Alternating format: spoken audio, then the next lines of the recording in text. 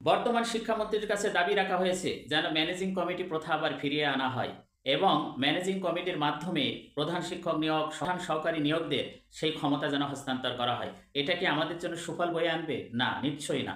আমি মনে করি একজন শিক্ষক, একজন সাধারণ শিক্ষক বা বাংলাদেশের কোনো শিক্ষক এই প্রথা কিন্তু মেনে নেবে না।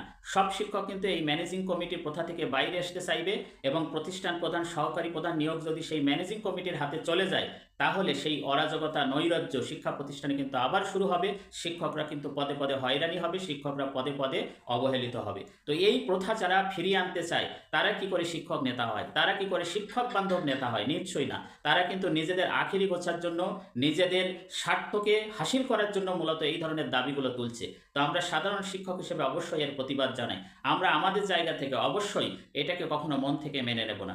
জানি না কি হবে, কারণ আমরা যাদেরকে নেতা বলে সামনের সারিতে রেখে দিই, তারা কিন্তু সাধারণ শিক্ষকদের কথা কখনোই ভাবেন না। তারা সবসময় নিজের স্বার্থের কথা ভাবেন, নিজের আখেরি গোছানোর কথা ভাবেন। তো বর্তমান নতুন শিক্ষামন্ত্রীর কাছে কিন্তু এই ধরনের প্রস্তাব রাখা হয়েছে যে ম্যানেজিং কমিটি প্রথা যেন আবার ফিরিয়ে আনা হয়।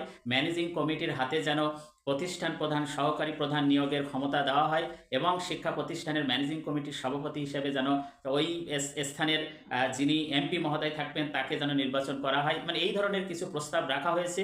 এটা যদি শিক্ষামন্ত্রী মহোদয় আমলে নেয় বা মেনে নেন, তাহলে শিক্ষকদের সেই দুর্দশা কিন্তু আবারও এসে যাবে। জানি না কি হবে।